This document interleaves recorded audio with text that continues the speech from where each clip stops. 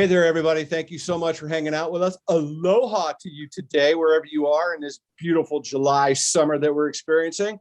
I am absolutely beside myself to have this gentleman sitting next to me. This is truly one of my most favorite people that I've ever met in the produce business in my entire career. He is a living legend in my mind, probably a living legend in his own mind as well. I don't know. But he has done so many great things for this industry. He's done so many great things for the organic produce category as a whole. It is an honor, an absolute pleasure to be here today with my brother from another mother. Please give it up for the director of produce and floral at the Raley's Markets, Raley's Families Market, Raley's Market with all of it, Michael Schutt. Shutty, welcome. TLC, glad to be here. Thanks for having me. This is long overdue. I think it's a great thing that you're doing for the industry, and that's going to be a tough follow, but hopefully we can drop a little knowledge today, and if nothing else, we're gonna have a good time, right? We're gonna damn straight we are. Try and get this thing tilted on the rails a little bit, and whoever you got manning the dump button for those inappropriate words is going to work overtime today. But hey, we got this. Well, there's no inappropriate words. We've got that covered. They knew that right away with me. We don't have a dump button. And if you say something really out there that we have to edit, 50-50 chance I probably keep it in. Let's just be honest. I mean, you know me well enough to know that's probably the case. So, and as we sit here today celebrating, you're a little bit of vacation right now and a little bit chill out. I've got the Hawaiian shirt on, honoring your time that you're having off, doing your thing, racking you in here late in the afternoon to hang out with me. We've got, it's Friday afternoon. I'm having a beer with you. That's kind of fun to do virtually. Cheers. I'm enjoying that. Cheers back at you, brother. I'm enjoying that back with you. I'm super excited to have you here today, brother. I really am. And I no bullshit. You know me well enough that you know that's from my heart when I say what I say about you and what you've done for this industry, what you continue to do, your vision, your kindness, your graciousness, the uplifting that you've done in the retail sector to guide young brands, especially organically, out of the cubby hole and into the mainstream, and given so much, I think, support. It's just unbelievable. So I'll just start off by saying on behalf of everybody, including myself, thank you for what you have done and who you are as a person and what you mean to the industry, because, you really are a beacon of light out there that is just, to gravitate towards you like a moth is not hard to do. So thank you. I appreciate the graciousness, but really you own part of this, right? I'm a collection of my relationships. We're in a relationship-based business, right? Yeah. And and very early on, I think you penned the line that mentorship is really its friendship, and you extended that to me nearly 3 decades ago, and helped me on this path that I'm on. And it's been those kind of engagements, those collisions with other great members of this industry that have helped foster my growth, and so I'm only just a collection of those great interactions. That's it. Well said, sir. I really appreciate that's well said. Let's talk a little bit. Let's get into it. I got a lot of questions. I love what you guys are doing. I want people to understand where you're at and some of the work you guys are doing at Raley and what you're doing at One Market, and kind of get into some of the programs you have, because I think there's some really cool stuff out there. But before we do it, you've just recently, I don't know how it's been, a year now, you've been director of Produce and Floral, a little over a year, whatever it is. So talk a little bit about what your role is and your responsibilities. Is that get people up to speed a little about who you are? For those that the 3 people out there that don't know. So about a year ago now, they actually officially gave me the broom, which means that I was qualified to sweep the floor, and that's really what I should do. And congratulations. In essence, I guess from the outside looking in, I finally reached the top of a mountain that I never set out to climb. I started in this business, bagged groceries for a few months. And then I worked in all aspects of produce as it relates to Raley's, from being a clerk to being a produce manager to working in the warehouse and checking loads as quality control, to relief buying to senior buying and now director. And all that really means is now my lens changes to my job is to lift people up. It's to move out of the sun and let that hit them and don't cast a shadow. If I really have any one talent that allowed me to get to this place, it's to hire the right people. I don't have a talent per se, but to try and be a coxman, and not a coxman from the front of the boat, griping orders, right, from the back of the boat with an oar in my own hand, rowing with them, and that's got to be, that's leadership from where I sit. And, in that pursuit of bringing all best fresh items to, Raley's banner of stores, acting as a liaison and a partner and for our new Bashes team members in the Arizona market. They do a great business, different than our own in a lot of respects, but we're all putting on our pants and attacking how to feed people in some way or form every day. And so I think that's kind of the wide end of the funnel of what the job looks like now. Stand in front of the bullets. Every win is theirs, and every learning, I wouldn't say failure, I'd say every learning we share. I love that. And I love the uplift part, because that's truly, a lot of times leadership does not take a hard enough look at the uplift and what your real responsibility is. And I saw something the other day, and it really made me stop and think about this. Some of the best leaders are the ones you have no idea that they're actually the leader, because everything is together and everybody's working together and there's commonality. And it's, again, about what you said, put the sunshine here, right? And keep pushing that boat forward, not yelling and barking out orders, but working together to row forward. And I think it's just so imperative that people hear that from somebody like yourself that's in a role of leadership and responsibility, because you have a big responsibility. Produce at Raley's and all your banners is, it's not a $200 a year business. It's pretty big. And you got a lot of moving parts. And it's very easy, I think, in a lot of times for you to get bogged down in those moving parts and forget about the fact that your responsibility is really to your team and getting that team in the position to score and to win for the brand. So it's well said. Yeah, I'm glad that you used the team analogy, because that's absolutely at its core, it's what it is. And I think when you look at that dynamic, some of the onus that's put on the leaders to make sure that the person that you have playing first base isn't better suited to be an outfielder, and that person isn't better behind the dish. And so understanding how to utilize the tools that you have in your tool belt in the best way possible, again, to continue to move the brand, to move the banner, to move the business, move the industry forward. I love that. What do you think, because you've had such what you brought up, this amazing trajectory, starting literally box ball, right? You're down at, you're there, and you've worked your way all up now to where you have your own parking place and the key to a better bathroom, I guess, probably, right? I'm just assuming. I don't even know how that works. But what do you think the biggest lesson is that you've learned when you reflect back to where you are now, as director? What do you think the biggest or best lesson that you've learned at this point? I think there's a really simple one, and something that should be visited on the generation that's entering or has just entered the workforce. Hard work pays off. Yeah. I told you I got to the top of a mountain I never set out to climb. The only thing I did was put my head down and work hard. And I thought that if I did so, somebody would notice. And I ultimately, my goal that I probably had set my sightlines on at some point was to be able to go out and put my feet on dirt.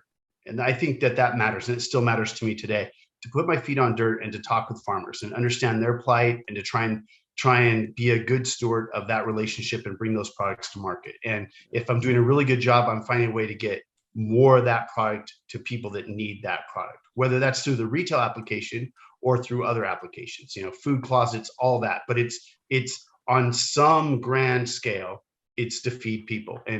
And so I think the hard work thing, and I didn't start in, the hub of our wheel, for people that don't know, is Sacramento. We're based in Northern California. 86 years, family owned, not publicly traded, incredible, courageous owner that tilts towards a windmill of health and wellness every single day. So got a little off the train track there, but no, hard work is one. And then I think the other one that can sometimes get overlooked, and I mentioned it earlier on, is the value of relationships. Yeah, you're right. Raley's business in produce is nothing to shake a stick at. It's certainly a big number, and the industry is 100-fold a bigger number. Yeah. But the community in which we operate to control those numbers is relatively small. Mm-hmm. And so I think the value of gaining relationships, of maintaining those relationships, has been huge for me. I use ours as a shining example of that. Well, it is a relationship business. And I think that commonality is that we're all dealing with a highly perishable item. We're all in the same boat, trying to get, food to market to feed people. And I think that unites us in such a way. I don't necessarily know, and I'm not picking on this, but I don't necessarily know if you're selling paper towels, you actually get that kind of relationship connective tissue and I think something you were so great at, and continue to do is the understanding of the ebb and flow of agriculture, right? It's, look, nobody woke up and said, hey, I hope it rains today, right? It happens, right? Or the wind blows, or there's aphid, whatever the case may be. But you got that, you understood that. And I think that was something in my mind that set you apart. It's like, because I go back to, I say it all the time, nobody wakes up to go screw up somebody's day, right? And so you get in these situations. I think it's just really important, to remember that. And you've been so gracious about that and doing that.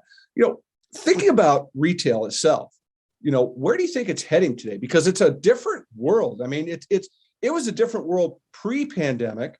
Then it changed into this world that nobody knows what the hell that world was for now. Now you're coming out post-pandemic. Life is changing. Where do you think retail is heading today?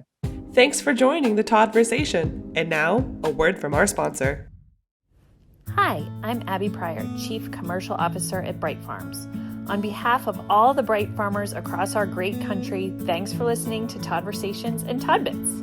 At Bright Farms, we care about the health of our planet and its people. Our mission is to give more people access to the freshest, tastiest, cleanest, and most responsibly grown salads available. We grow our salads by harnessing the power of the sun in our advanced greenhouses located close to your grocery stores. Our salads are delivered in as little as 24 hours after harvest, so every Bright Farm salad you buy is fresh, tasty, and sustainably grown. It's a big job looking out for the health of the people on the planet, but we're up for it. So give one of our Bright Farm salads a try today and become a part of our Bright Farms family. Thanks so much.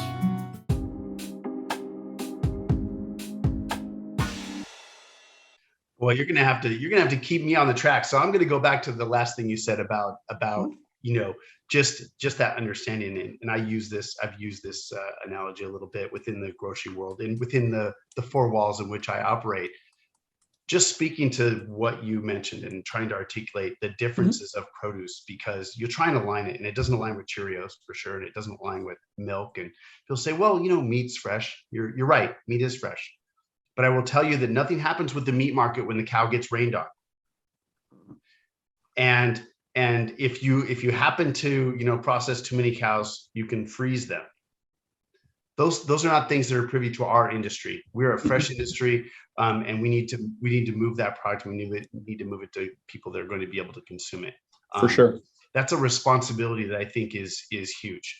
Keeping food out of furrows and out of dumpsters and out of landfills is something that if you don't feel like that is in your task basket, you might want to rethink it, because it absolutely, it's on all of us. We're all beholden to trying to make sure that food gets to the people that need it most. And some of them can afford to do that, and others can't. And we can't leave those behind in this venture. Yeah, I agree wholeheartedly. I mean, it's well said. I'll just, because I can say it, because you teed me up. You want to decrease food waste, let's increase consumption. Right. There you go.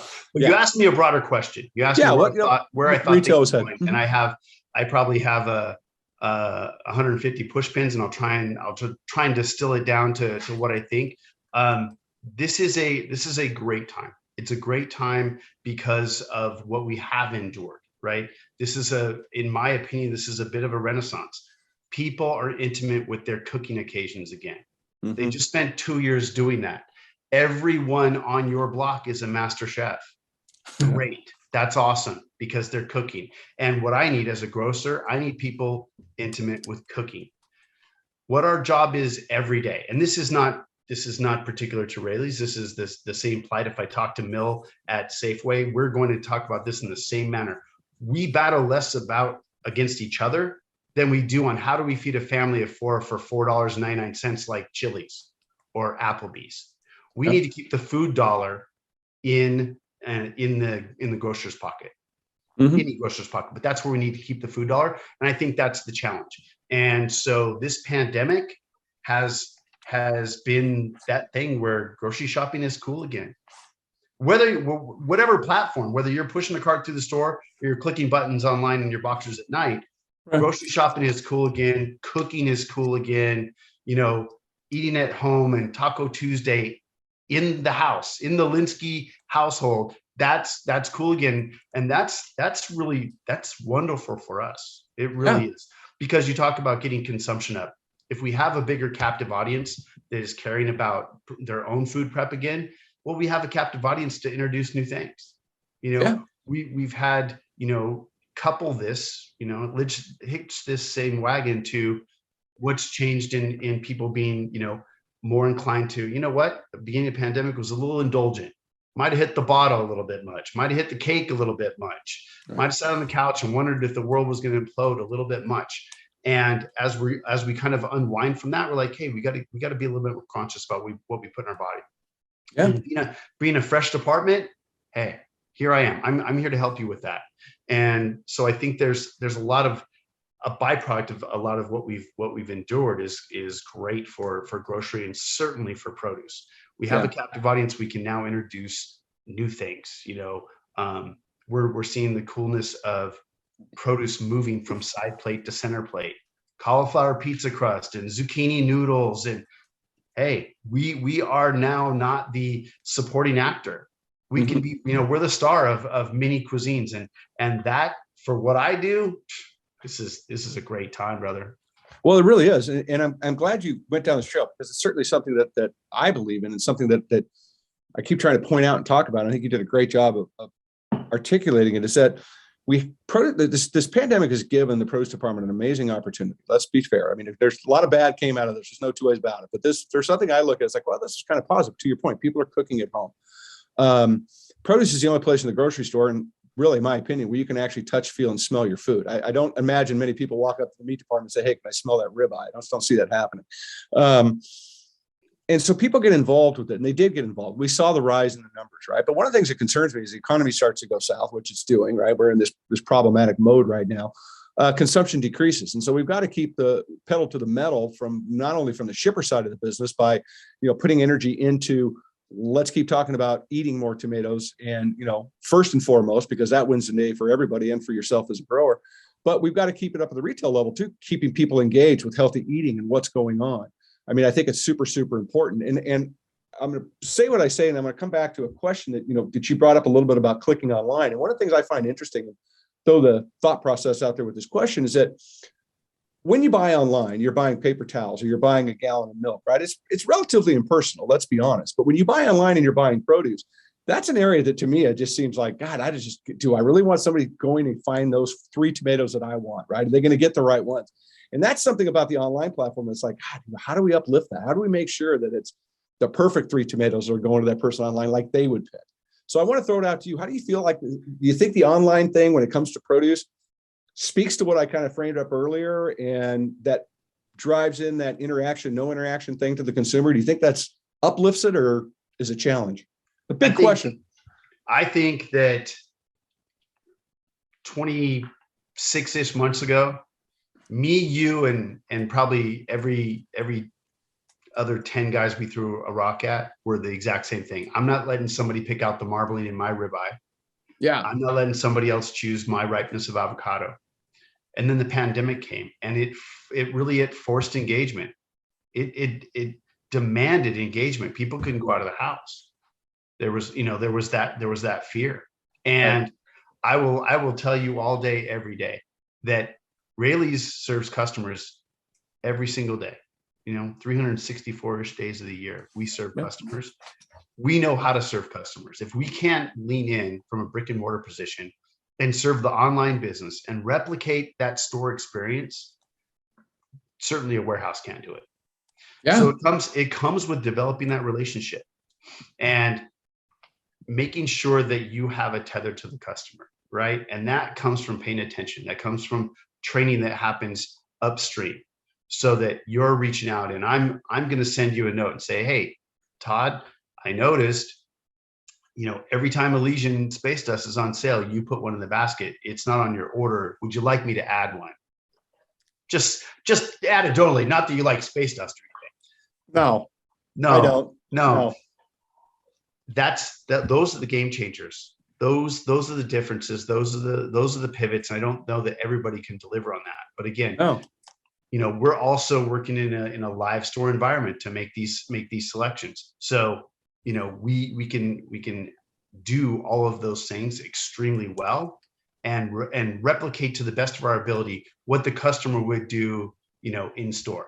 Yeah, maybe the impulse buys might be a little challenge, but I think that's where, making sure that you're kind of looking, those little points of intersection with the customer are the things that change from I'm getting an order from the store and somebody is personally shopping for me. Yeah. And that's a different feeling. It's a different warm and fuzzy. And that's really where we have to connect with them.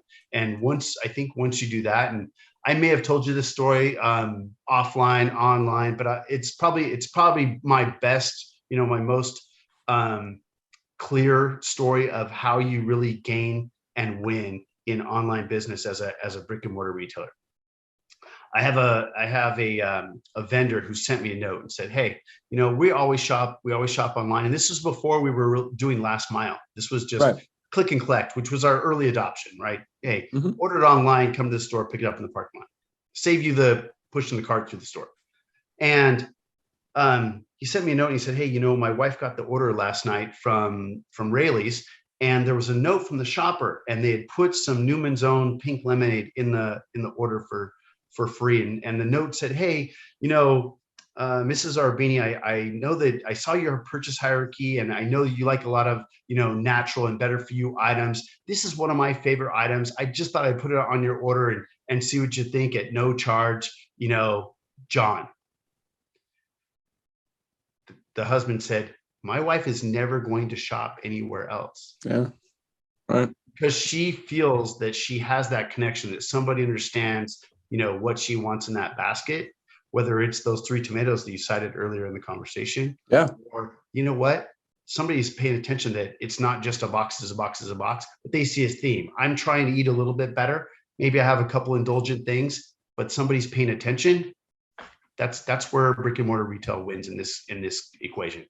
I love it. That's well said. And you're 100% right. And, first, let's be honest. You got to start with good product. Your stores are full of good product. So let's go there, right? Let me just get out of the way of the screen here. Yeah, no doubt. Right. And I got the front of the store here. But, I think that we all as human beings want to feel special. We want hugs. We want love. We want interaction. I just don't think there's a lot of people that just go for, I just want hate and, be angry and this and that. And I think that when you can give that back from a retail environment and make it worthwhile to them, make the experience worthwhile, I think it's how you win the day. And I think that's what's in my mind. I think that's where somebody like you guys, where you're doing what you're doing now with your online platform, makes it feel like it's not online, right? You are an extension of the store where you don't have somebody going in going, God, I get to eat these. I'll be able to eat these tomatoes in 3 weeks. Right. I think come on, let's be honest. Some of the stuff that's out there today is just like that. It's grown to ship. It's not grown to eat. And I think it's so important that, the way you guys have stepped into that, it's powerful. Your statement was powerful. And I think a lot of people out there need to go, wow, you know what are we doing? How does it compare to that mindset? Yeah. Online's here to stay. You look at the generation. I know, your daughter and your son are both, in that kind of hamster wheel of, hey, a lot of purchasing happens in that kind of portal. So why wouldn't the natural progression be for grocery to be part of that? And so this isn't a fleeting thing. It's how we have to engage, and we just have to make sure that we're, continuing to keep pace with where the customer needs us to go in how we connect with them. I feel like we're doing that, but this is a ever evolving, deal. No doubt. Technology, my God. Yeah. What they bring out today is already obsolete tomorrow type stuff at this pace that we're going. Yeah, absolutely. I want to talk about something that I know is a passion of your heart, something that you believe in, something you've been a big part of, a big champion, and Raley's as a whole. And I got to throw a shout out to our boy Greg Corrigan as well, right? Because he's got a little bit of love on this question as well. But you guys have been in the forefront of this organic produce movement literally for over 30 years. You've been a part of this since my career started.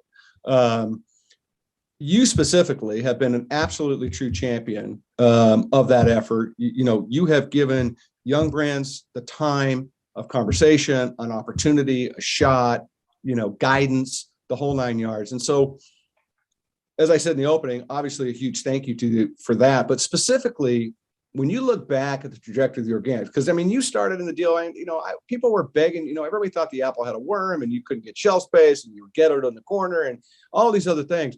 Specifically, when you think back over your tenure of your career and the trajectory of that category, what have you learned from the organic community by being so much in the front of the trajectory of the category?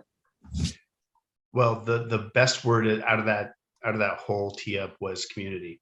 And if you're anywhere really connected to this organic movement, you understand, how much community is bolded and underlined with respect to organic produce, whether it's the grower, packer, shipper. And again, this is a product of me being put in the right place at the right time. As a relatively young man, or significantly younger than I am today, I got an opportunity to transfer to Sonoma County, and there is a huge organic position up there. There's certainly growing, but there's a need from the retail side, and we had a small position in the store that I got transferred to, and the first thing I was charged with at 27. Now I'm 27 and my assistant was 55 and my third man was 50, 52, somewhere in there, on a 9-man crew, and I'm the youngest guy. And my supervisor says, hey, first thing I want you to do is you get rid of this section over here. We had 4 feet, 2 shelves, 20, maybe 20 items, right? Yeah. About all they were back then. You only had 20 items back then. Yeah. And he says, you got to get rid of this. And I thought, okay, that's what I'm going to do. I'm going to get rid of this. And I huddled up the team the next week after the supervisor left, and I said, hey, we're going to re-merchandise this space. And they said, hold on. You don't know where you are. You're in Sonoma County. This is a significant deal. This is going to impact customers. And I'm like, really? We've tried this before a couple times and It didn't work. And they said, different area code, different zip code. And so I leaned into it and, just watched the progress, watched where the sales were, watched where the gross margin was. And, gross margin was one of the best in the district. And so I said, well, why don't we go the other way? And we expanded. And I think when I left there, I was there for 2.5 years. I think when I left, I had 40-ish linear feet of organic produce, and Raley's didn't have an organic program at the time. I was buying it all off the street. I was buying it from Earl, and making deals with, guys like Mark Nail, and, just some guys, some old guys in the industry. And so when I went to corporate, they asked me to design a program. And when I started on this path, and I wasn't really versed in the organic thing, it took conversations with guys such as yourself to really understand what this looked like, not from the retail lens, from the grow lens, and from the community lens, so that I could be a better steward to push this thing forward. Sit in the back of the boat and listen, not talk, kind of thing. Those are the times that really changed the course, because this is pre-GPS. This is the times where I was going, well, I want to develop a program and a menu of items that if somebody got lost on the way to Whole Foods because they don't have Waze, because Waze wasn't then, that could I meet their menu? Could they walk in and not just get a couple of overwrapped items on styrofoam trays? Mind you, nothing organic people hate more than overwrapped product on styrofoam trays. Another conversation for another day, people and planet. But anyway, so, offer a real program, fruits and vegetables and snacking and nuts. And that's kind of how I attacked it. And that put me in an arena to talk to a whole bunch of people about a whole bunch of things they were passionate about. And I don't know if it comes across in video, but I'm kind of a passionate guy. Doesn't always resonate with everyone. But when that meets someone else in that same level, then we're off to the races. And I think in this, I met a lot of people that are really passionate about what they do, that they grow things for flavor and because they're unique, not because they want them to last on the shelf forever or be able to ship to across the world, but they wanted things that were great for people, great for planet, and were going to be, a great experience when you eat them, cook them, whatever. And so that really, those were things that were in my wheelhouse, and it made it really easy to kind of push the thing forward. And once the tide kind of changed, and we kind of got that economies of scale, where enough conventional guys were seeing the tide turn, and we're growing their growing application and growing organically on bigger plots of ground and bringing the overall scale down where the layperson could afford this and interact with this, then it was, the momentum was there. Customers were ready. They wanted the availability, and they wanted to do it without having to speak to the finance manager. Yeah. And as soon as we could deliver on those two things, the rest is in the rearview mirror, and we continue to just push forward, trying to offer, better for you products, natural and certainly organic, Sure. local whenever possible, 365 days a year. I love, you brought up something that it got me thinking a little bit, back, and I talked about it, a 4-foot section in the corner, there's a burnt out light. The guy will check it on Tuesday. Maybe he'll swing back by and look at it again on Friday. I mean, back then, some of the produce just, literally rolled off the shelf, it just melted down to the floor. But you think about it today, and my question is going to be about merchandising today, versus yesterday. What's it like? I mean, how much does that change in your mindset? Because you guys go ahead, you guys are integrated, you're out, you're doing some big stuff, you don't lean out of it. So how has that changed, do you think, in your the trajectory over time and the consumer acceptance to how you guys merchandise?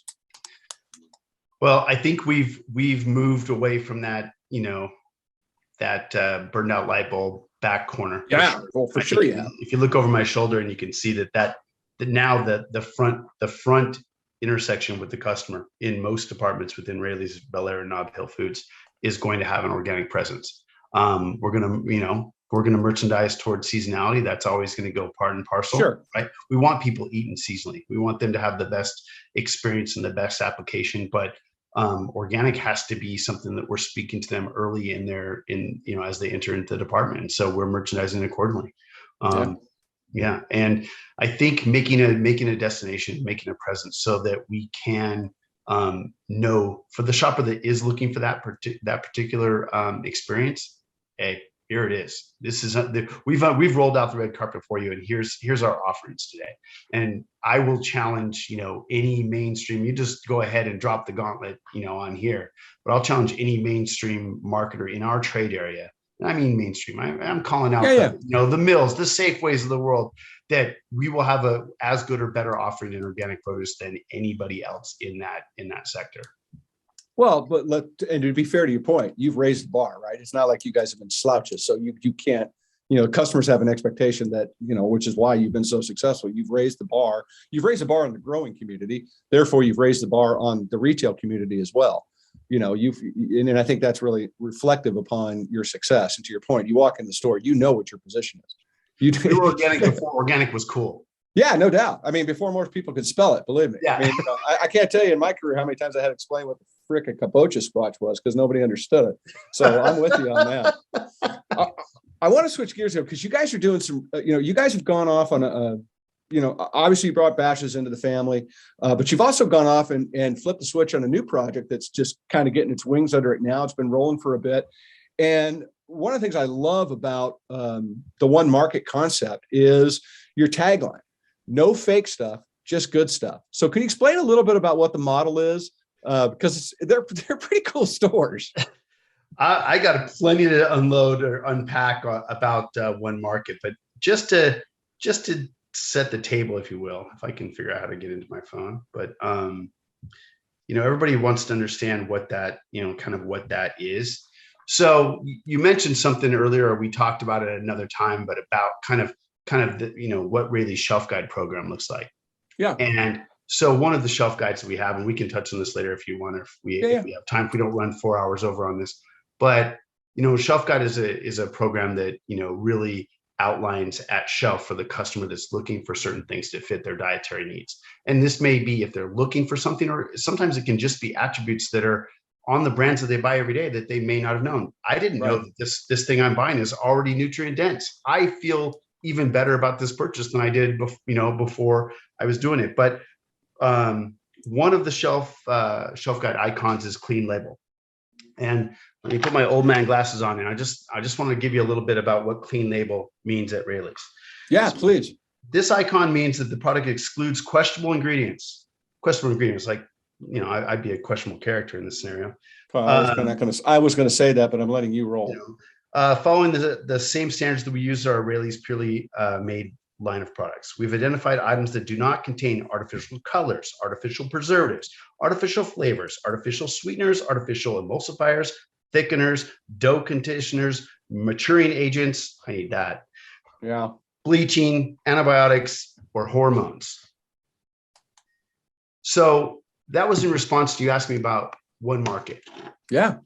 That, in a nutshell, is a lot of what we're trying to bring to one market. That's the only good stuff, not bad stuff. And you can layer in some other items into that for sure. Refined sugars and high fructose and all those things.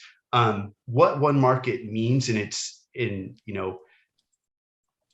when it's full bright, is that owner that I spoke of earlier, tilting towards that wellness windmill of trying to change the way people eat one plate at a time. Yeah. And that's a bold statement, a huge statement. Yeah. And I could give you a story about the Olympics and the guy that was going to break the 5-minute mile and how that happened. And it's a really, really good story. Go ahead. But it only took one guy to do it. A record that had never been broken. Right. In the history of running. And then how long do you think it lasted? Months at the most. And now you can't qualify for state track in California if you don't run below 5-minute mile. Yeah. It takes one person to be that courageous, to be that bold, to make the change, and for people to follow and adopt that and to move it forward. And that's the owner that I get to, put each leg in my pants every day and go to work for. Yeah. It makes it pretty easy to look in the mirror.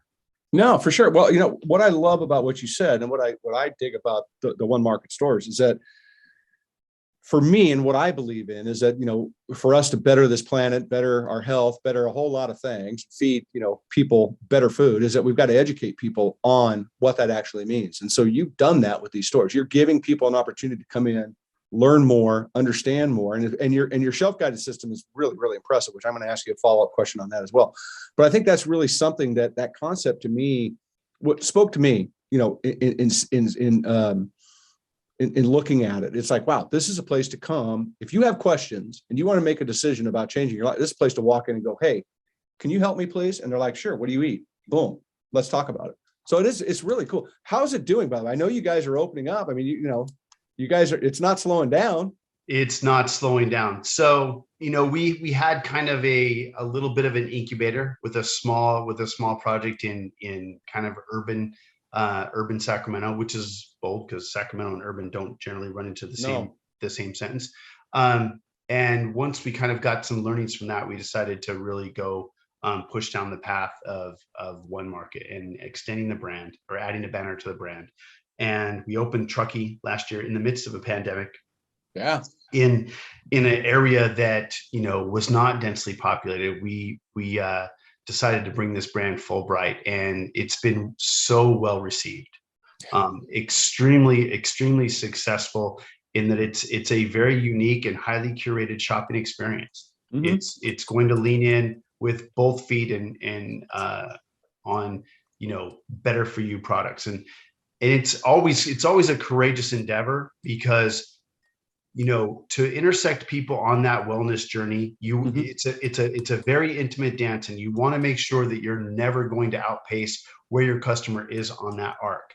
You need to walk with them and guide them, maybe slightly ahead of them to lead them in the direction, but never to drag them. And so I think that these stores are not going to be stores you put on every corner, but for the customers that want that healthy lifestyle, Truckee made really good sense to test the brand. And better for you products. This is their store. Absolutely. And it's so timely that we're having the conversation now because we just opened our second ground up one market last week. Right. And in the spirit of the owner that we work for and the team that he puts below him, we opened up in an urban area where there were competitors. And we went we pulled back the jaw and put our head in the mouth of the lion of retail space. and said, here we are, look at us. And it's been a really wonderful, but this is Friday. So we opened up last Thursday. Last Thursday, we opened the doors on our second ground up build for one market.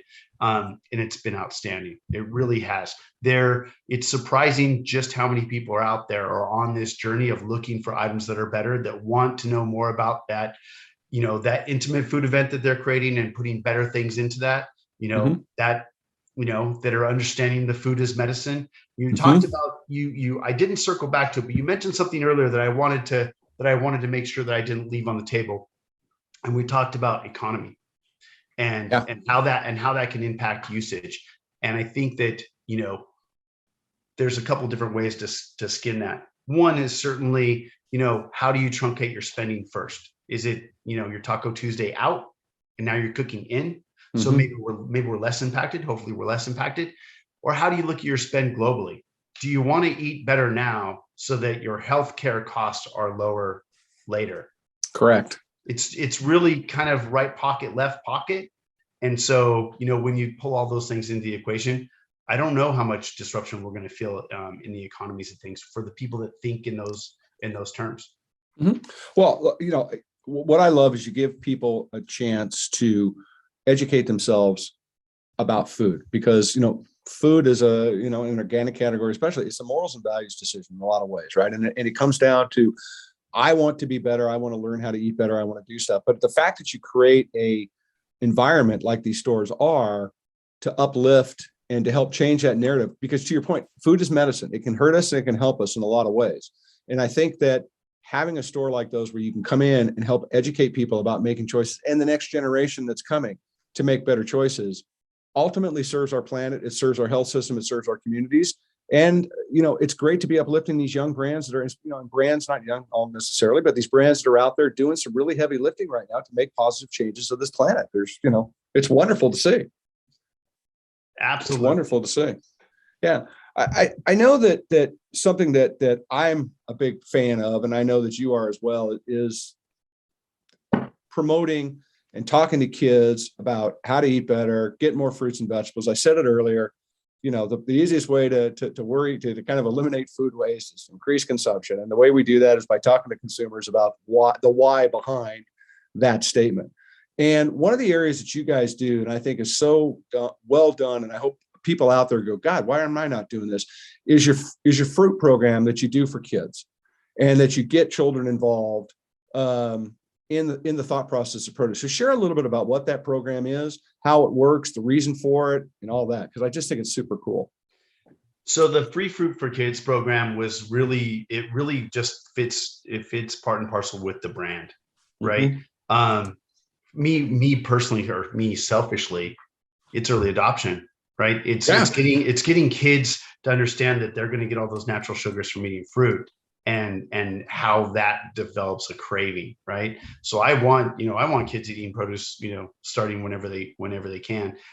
So it's self-serving for me, but it goes hand in hand with the same reason why we took sugary candy bars and things like that out of our check stand. The mom or the dad that's coming in to shop, or the family that's coming in to shop, how can we satisfy that in another way than, putting Hershey's front and center at the checkout while they're waiting? But if they're already eating a mandarin, if they're already eating a banana, if they're already eating a rocket apple, maybe that becomes less of the distraction within the store. And again, it becomes something we can all feel good about, giving kids something healthy to eat within the store. That's a win any day of the week. Yeah. How's it been received? I mean, I'm sure you've got kids now that are coming in like, hey, what's up this week? Yeah, well, it probably hurt the bakery the most, right? The free cookie program probably took a hit. Produce is usually a little bit more front and center in the store. So they're getting to us before they get to them.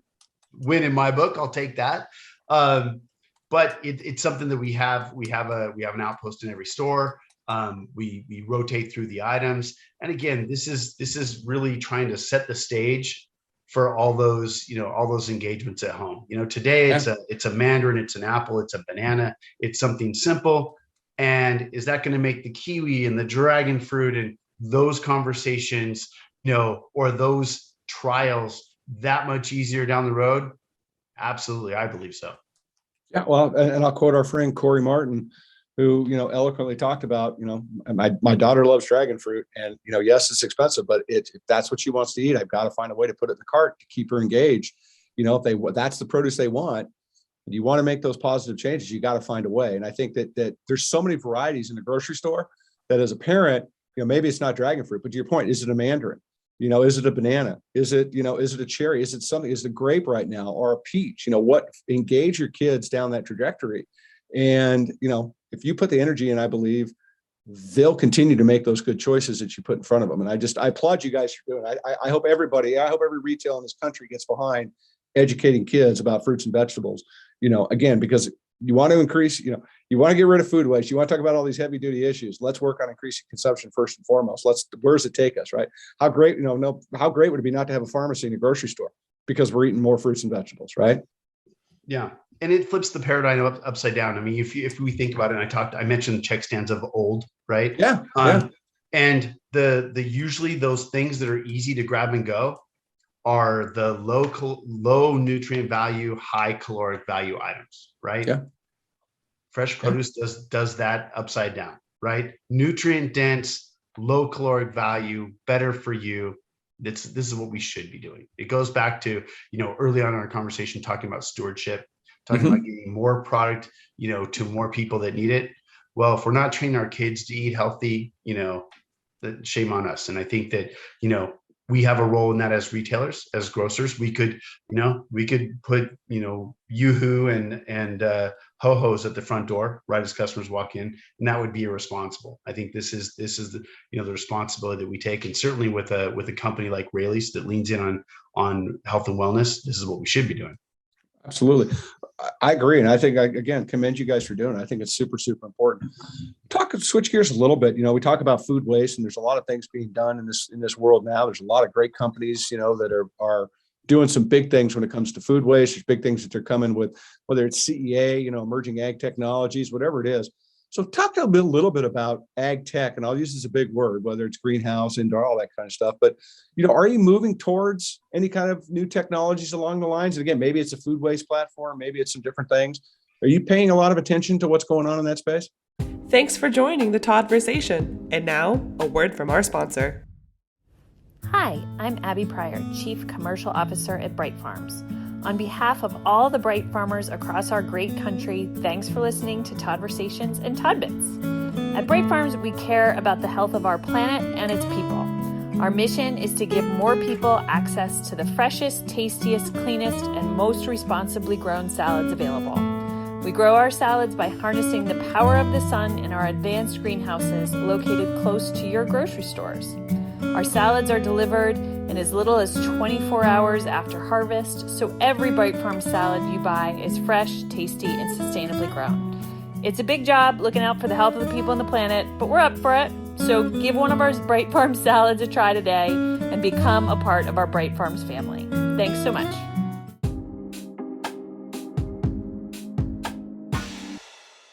Yeah, so I can tell you a couple different things. Well, let's start with CEA. And for the lay person, CEA is just controlled environment ag, right? Like greenhouse, indoors. Yeah, absolutely. And some kind of platform, whether you're talking about growing with lights or growing, hydroponically or, deep well, all those things are going to be under a glass kind of platform, and sustainable, right? So I'll tell you where we intersect on that. I spent a couple of years kind of looking into what might be the right place to look at for Raley's. It was kind of you remember as a kid, or maybe for you last week, like, thank you. God bless you.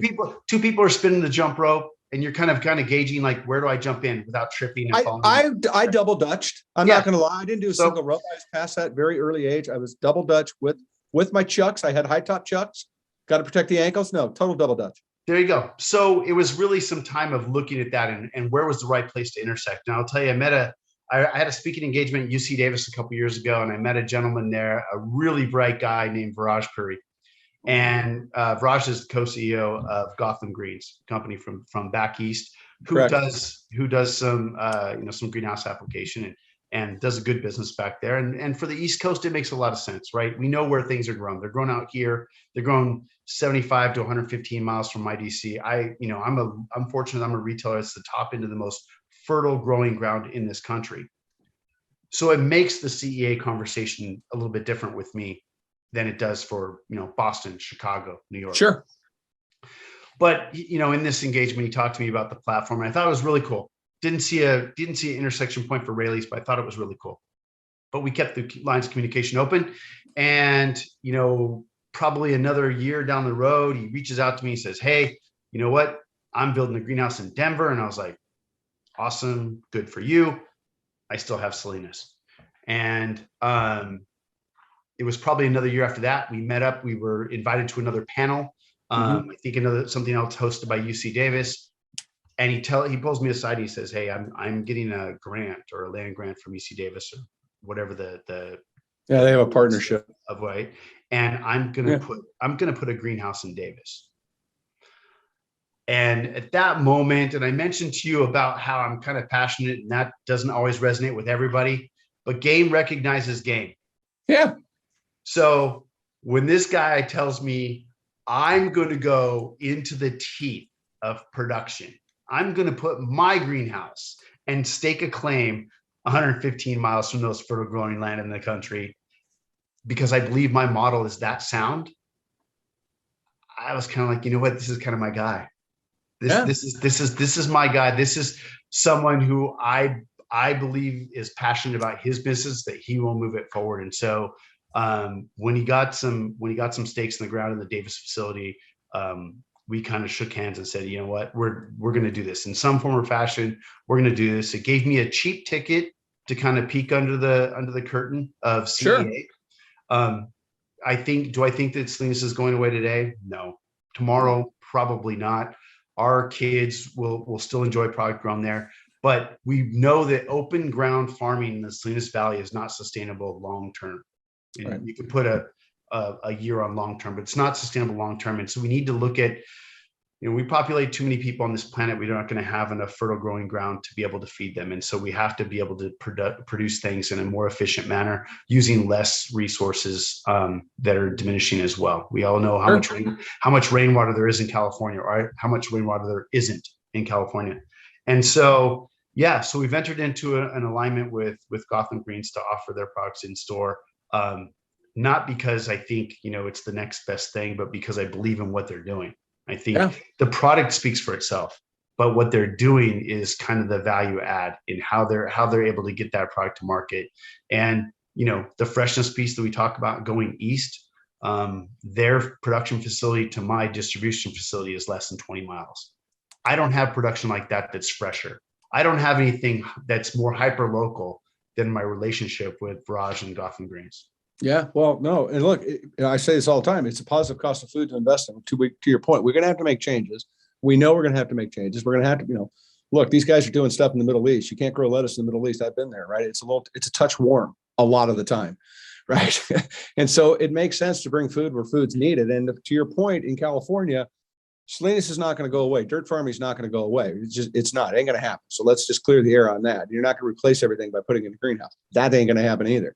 But the fact of the matter is we don't have any water out here. And we've got to be mindful of the fact that what happens if we continue not to get water out here? I mean, it's a really, really big problem when, you've got communities that get 6 inches of rain a year and they got 4. I mean, that math just starts, this is what year, whatever it is of this drought cycle that we're on. It's tough, so looking at this is something I think we all have to be mindful of.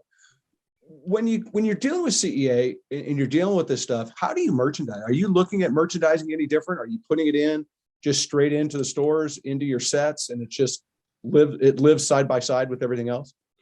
We're trying to talk to the consumers a little bit about the fact that it's local, right? Because there's a lot of feathers that you can put in the cap here, but how much is the customer ready to accept all the information at once? And what is controlled environment agriculture? And what does greenhouse mean? Does that mean anything's adulterated? Is there anything happening?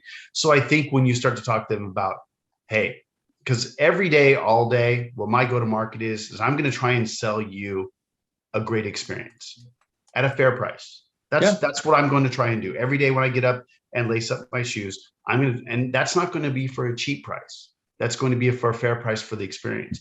And so I look at the Gotham thing is it's an experience. You're getting a different lettuce blend than you're going to get at, like competitors and, site at Earthbound or a Fresh Express. So you get something different, a different variety because of the way they can grow it. And my claim is that you're going to be able to get that fresher. Just by happenstance, I'm that far from production. You're going to get a fresher item. You're going to get something that will stay in your refrigerator longer, that won't cause you shrink and won't do what we talked about early on, is put more fresh food into the landfill. So you can't argue with that logic. It's always trying to find a place to solve, right? Sure. Solve food waste, solve consumption, solve, local reduction of food miles, reduction of resources going into production. All those things come into play. Yeah, 100%. Well, then with that being said, and I think it leads to my next question, you kind of teed it up really well for me. If you could pick something right now across the entire store, left side, right side, front, back, doesn't matter, your department, any department, what's new out there that excites you, or what's exciting to you right now at retail? Oh man. All right. I will tell you, and this is a little bit out. I didn't ask the question for you not to tell me, dumbass. I asked the question. I will tell you that it's not in my department, but it's linked to it. Okay. But I will tell you, these plant-based foods are changing the game. Yeah. They are changing the game, where you're able to deliver mouthfeel, customer expectation, texture, and flavor. I went to Expo West this past year, and I hadn't been in a few years. The place is nuts. I ate things, and none of them were meat. Right. And all of them were incredible. All of them satisfied what my expectation was, from ribs to chicken nuggets, to sushi. Really, really incredible things that are happening in that space. I love it. One of the best, the days of Tofurkey, and I'm not picking on those brands. Those are great. Those were great early brands to move this thing forward. But it's like anything. It's the lift to the Uber, buddy. The game is changing. When you go and talk to Field Roast and they say their stadium dog is in like 11 MLB parks in the country, and it's not a hot dog, and that's like hot dog 101. If you don't have a beer and a dog at a baseball game, and they're getting sacrilegious, they're getting plant-based hot dogs into ballparks, that's moving the dial. That's exciting for that space, and I'm really excited for them. I had my best plant-based bacon this year from Hooray. I had a really, really wonderful Korean barbecue that's not Korean barbecue. Outstanding. I can't concede the bacon. I'm sorry. I'm following you. I believe in you, but you really effed up by trying to convince me the bacon. I can't let it go. I can't. I got to go. No, I don't care. They can send it to me. I'll try it. I'll be honest, but I don't know. It's bacon. There you go. All right. So I'll get them to send you the bacon and the nacho cheese, because cheese is another one. You can't. Not everybody can do it right, but if you do it right, you got somebody for life, and it's really, really great. I know that produce is the OG of plant-based, but for sure. But to see this category really change, meet that, and it's all driven by customer demand, right? It's need for sure. It's need based, and really, really exciting things happening in that space. Well, I'll tell you, in SAC, there's a company called the Bitter Meat Co. that is kicking butt and doing some amazing things right now by using agricultural byproduct like number 2 potatoes and different. They ferment it similar in the same process as you do beer, but obviously not the same as beer. And they pull out a protein that comes out of that is absolutely unbelievable. You should go check them out. They're in your backyard. I think they might even be down. They might even be close to where you're at. I'll send you an email on that. You'd like this guy. Paul's a cool dude, and he'll come over for a tour and check it out. You dig it. Yeah, I'm telling you. Yeah, you asked the question. That's some pretty exciting stuff from my lens for sure. I love it. I can't let you out of here without asking about FPFC and your involvement in the Fresh Produce and Floral Council, because the work that you do, and share with me a little bit about that, your role. But I think more importantly, my question to you, and I think I look forward to the answer, is why giving back has become so important to you in your career. it's really something that started grassroots. And, when you see the people that I don't want to say idolize, but certainly have an affinity for, and you see them doing that, it's hard not to jump in, right? It's if you see someone fighting a fire and you don't grab a bucket, it's really tough. And so that, I think, really started for me, having people in the industry that I respected, that I really enjoy, and seeing the value that they were getting by giving back, by something selfless like joining an organization, serving on a board, serving on a committee that helped with, the platforms that organization was supporting, ours certainly, education and giving back, and, all those things. And the FPFC gives me that opportunity, affords me that opportunity to do that, and to link arms with people that I wouldn't necessarily be at the same table with, right? This is an organization built up of retailers and shippers and marketers and brokers and growers. And I'm probably leaving off, the packaging guys, and, and all of flowers from both sides of the aisle. Don't forget the daisies. No daisies. From the produce and the floral side, right? Yeah. And all moving to push something in one direction, right? To create an organizational entity that, people can network and gain education and knowledge to better themselves, better their organizations, and to better the industry and move forward. And I'm grateful for the opportunity the FPFC has allowed me to serve for a number of years now. I'm currently the chair-elect, and I will and have followed some really tremendous leaders.